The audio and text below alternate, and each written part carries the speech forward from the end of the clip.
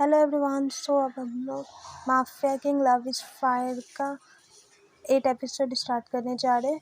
Story start करते। इन दोनों ने ब्रेकफास्ट किया। इसके बाद टयोंग ने कहा, जेके मेरे रूम में चलो, मुझे तुमसे कुछ बातें करना है। जंगकुक ने कहा, ठीक है तुम जाओ, मैं आता हूँ। टयोंग अपने रूम की ओर चला गया। टयोंग अपने रूम से बाहर का नज़ारा देख रहा था। थोड़ी देर बाद ही जंगकुक भी उस रूम में एंटर किया। टयोंग ने देखा जंगकुक को, फिर बोला, जेके बैठो। जंगकुक बैठा। जंगकुक ने कहा, टयोंग तुम मुझे कुछ बोलने वाले थे ना, तो बोलो। टयोंग ने कहा, इतने दिनों से मैं तुम्हारे घर में रह रहा हूँ, मैंने कभी तुम्हारे फैमिली को नहीं देखा। तुम्हारे फैमिली कहाँ रहते हैं? तुम्हारी फैमिली है भी या नहीं? तुमने अभी तक मुझे सिर्फ सान्हा से मिलाया है, तुम कभी मुझे अपने फैमिली से नहीं मिलाए हो।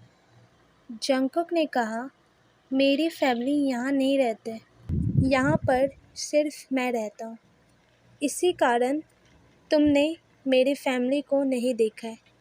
तब टयोंग ने कहा, मैं तुम्हारे फैमिली के बारे में जानना चाहता हूँ। तुम्हारा फैमिली कल्चर कैसा है? तुम्हारे डैड मॉम क्या करते हैं? जंगकुक सोचने लगा, अब क्या बताऊंगा मैं नहीं बता सकता हूँ अपने फैमिली के बारे में। तब ही टयोंग ने कहा, बताओ तुम्हारे फैमिली के बारे में, मैं जानना चाहता हूँ। जंगकुक ने कहा, आई एम सॉरी टयोंग, पर मैं अपने फैमिली के बारे में तुम्हें कुछ नहीं बता सकता। टयोंग ने कहा, लेकिन ऐसा क्यों? जंगकुक ने कहा, यह मेरा पर्सनल रीजन्स है, इसी कारण मैं तुम्हें नहीं बता सकता। टयोंग ने कहा, तुम्हें लगता है जेके, तुम्हें लगता है तुमने जो मुझे कहा वह तुम्हें कहना चाहिए था अभी? यह बातें कहकर तुम्हारा इम्प्रेशन ख़राब हो चुका है मेरे सामने। तुम्हें पता है ना कि तुम मुझे इम्प्रेस करने वाले हो, तो क्या तुम मुझे ऐसे ही इम्प्रेस करोगे? मैंने तो अभी तक तुम्हारी फैमिली के बारे में पूछा, इतना जल्दी तुम्हारा पर्सनल रीजन्स आ गया? अगर तुम मुझे अपने फैमिली के बारे में नहीं बता सकते हो, तो मैं तुमसे उम्मीद भी क्या करूँ कि तुम मुझे अपने बारे में कुछ बताओगे। अगर मैं तुम्हारे बारे में जानूँगा ही नहीं, तो मैं पहचानूँगा कैसे कि तुम कैसे हो? जंगकुक ने कहा, तुम सही समझ रहे हो, मैं अभी तो तुम्हें अपने बारे में कुछ नहीं बता सकता। अच्छा होगा कि तुम मेरे बारे में अभी ना जानो, पर ऐसा नहीं होगा कि मैं तुम्हें कभी भी अपने बारे में नहीं बताऊँगा।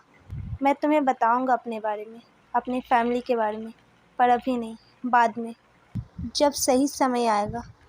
टयोंग ने कहा, तुम्हें जानने के लिए मुझे सही समय का इंतज़ार करना पड़ेगा, और यह सही समय कब आएगा?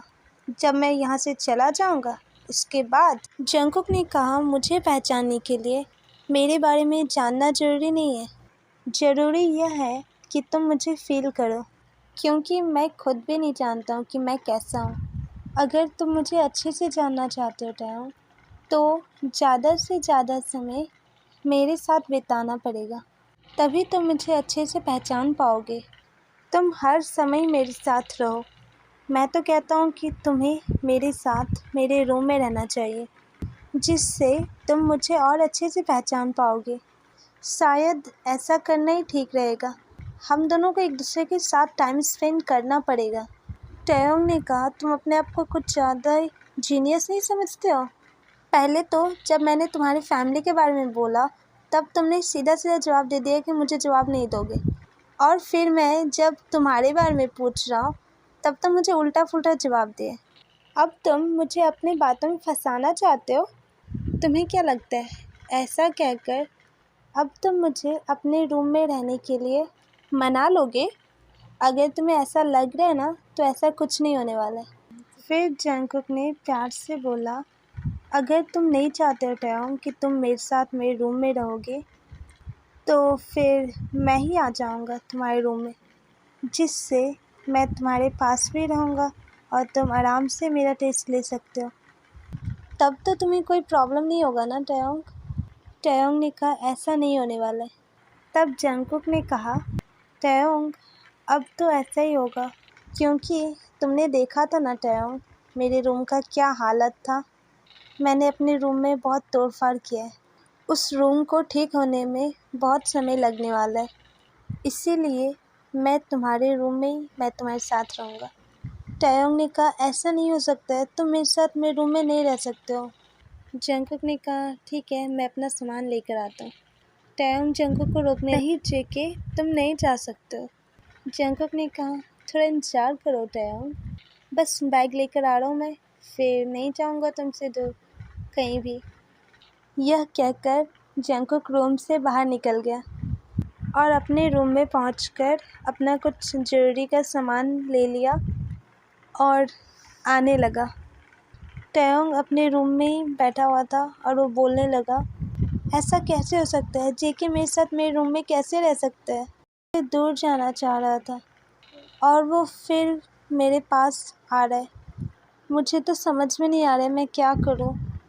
तब तक जंगकुक भी रूम में आ गया टयोंग के। जंगकुक अपना सामान रखा और बोला, आ गया ना मैं टयोंग, अब तो तुम खुश हो ना, मैं तुम्हारे पास हूँ। टयोंग ने कहा, जेके, तुम ये सब इसीलिए कर रहे हो ना कि तुम मेरे साथ फ्लर्ट कर सको, तुम मेरे साथ फ्लर्ट करना चाहते हो। जंगकुक ने कहा, पहले तो मैं ये नहीं सोचा था, लेकिन तुमने आइडिया बहुत ही ज़्यादा अच्छा दिया है। अब तो मैं ऐसा ही करूँगा। मैं समझ गया हूँ कि जब तक मैं तुम्हारे करीब नहीं जाऊँगा ना, तब तक तुम भी मेरे पास नहीं आओगे। तुम्हारे साथ फ्लर्ट करने में मुझे काफ़ी अच्छा लगने वाला है। तुम जितना हार्ड टेस्ट लेना चाहते हो ना मेरा, ले लो, पर अपने से दूर मत करना मुझे तुम अपने करीब आने दो।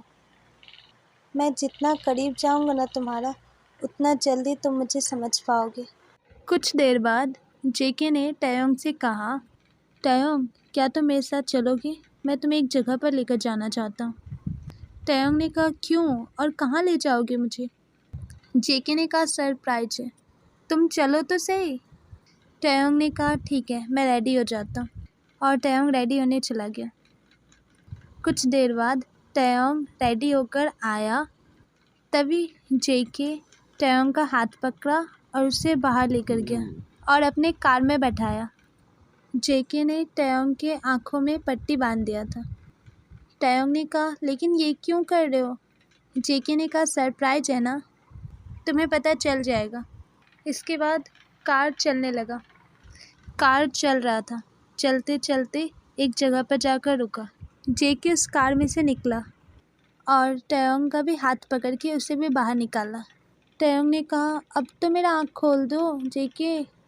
तब जेके ने टयोंग के आँखों से वो पट्टी को खोल दिया। टयोंग ने जब आसपास देखा, हर जगह पर फ्लावर ही फ्लावर था। बहुत ही ब्यूटीफुल लग रहा था वो जगह। टयोंग ने कहा, ये कैसा जगह है?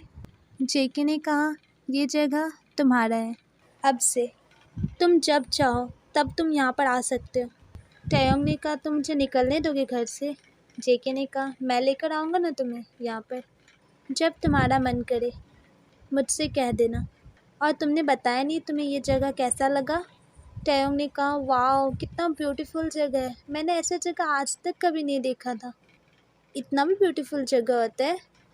जेके ने कहा, हाँ, तो तुम्हारे लिए तो इससे भी ज़्यादा ब्यूटीफुल जगह होगा।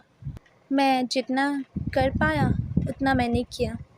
टयोंग उस हर जगह पर घूमने लगा और फ्लावर का खुशबू ले रहा था और बहुत हैप्पी हो रहा था। और जेके कार के सामने ही रहकर सिर्फ टयोंग को देख रहा था। ऐसा लग रहा था देखकर जैसे कि जेके के लिए टयोंग ही उसका पूरा दुनिया है और जेके का खुशी सिर्फ टयोंग में है। टयोंग को खुश देखकर जेके भी स्माइल करने लगा और दूसरी तरफ टयोंग बहुत से फ्लावर को तोड़कर बहुत कुछ बना रहा था और टयोंग बहुत मस्ती किया उस जगह पर। और जब शाम हो गया तब टयोंग ने जेके को देखा और टयोंग ने पूछा जेके से कि जेके, किसे तुम इतने ध्यान से देख रहे हो? तुम्हें पता नहीं है शाम हो गया है और तुम तब से यहीं पर खड़े हो? इतना ब्यूटीफुल प्लेस है, तुम्हें तो यहाँ पर घूमना चाहिए ना। मैं तो बहुत मस्ती किया। जेके ने कहा, मेरे लिए सबसे ज़्यादा खूबसूरत कोई है तो वो तुम हो। अगर मैं तुम्हें देखता हूँ ना, फिर मुझे किसी को देखने का ज़रूरत नहीं है। जो खुशी मुझे तुम्हें देखकर होता है वो किसी को देखकर नहीं। तुम ही मेरी दुनिया हो। और मुझे ये सुनकर काफ़ी अच्छा लगा कि तुम्हें ये जगह अच्छा लगा। फिर टयोंग ने कहा, चलो जेके, अब घर जाने का समय हो गया है, लेट हो जाएगा नहीं तो। जेके ने कहा, ठीक है, चलो चलते हैं यहाँ से। फिर वह दोनों कार में बैठे और वहाँ से निकल गए। फिर ये लोग घर पहुँचकर सो गए। दूसरे दिन सुबह सुबह जेके टयोंग के लिए कुछ गिफ्ट लाया। टयोंग जब उठा तब जेके ने कहा, मैं तुम्हारे लिए कुछ लाया हूँ, लो। टयोंग ने कहा, क्या है?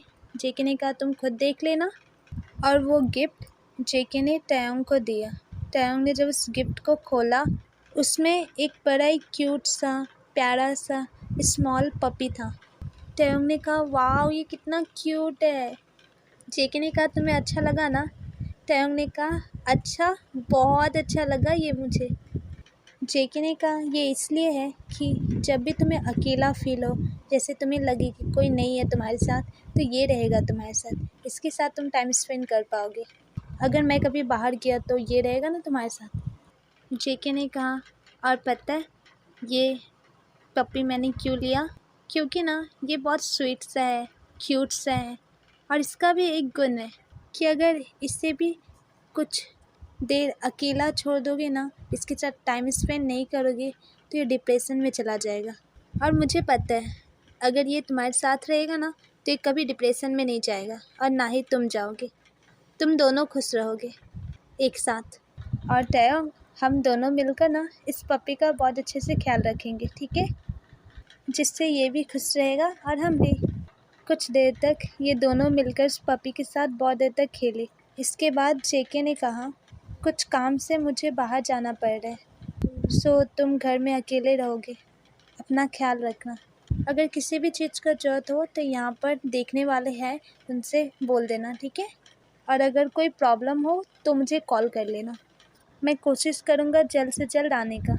टयोंग ने कहा, ओह, तो इसीलिए तुमने ये पपी मुझे गिफ्ट किया ना? जेके ने कहा, हाँ। जेके टयोंग को गले लगा लिया और बोला, मुझे मन तो बिल्कुल नहीं कर रहा है तुमसे दूर जाने का, लेकिन जाना पड़ेगा, सो बाय। और ये कहकर जेके वहाँ से चला गया। जेके के जाने से टयोंग को बुरा लगा, लेकिन फिर टयोंग उस पपी के साथ खेलने लगा। इसके बाद जब वो रूम से निकला तो उसने देखा सान्हा भी घर में आया था। टयोंग सान्हा को देखा तो सान्हा से बात किया। फिर टयोंग और सान्हा थोड़ी देर बात किए। इसके बाद सान्हा अपने रूम में चला गया और टयोंग भी अपने रूम में चला गया। बहुत जल्दी ही मैंने ये एपिसोड बनाया, इसलिए थोड़ा छोटा है। नेक्स्ट डे ही मैं इसका नेक्स्ट एपिसोड ले आऊँगी। Thank you for watching this video. Like, share and subscribe.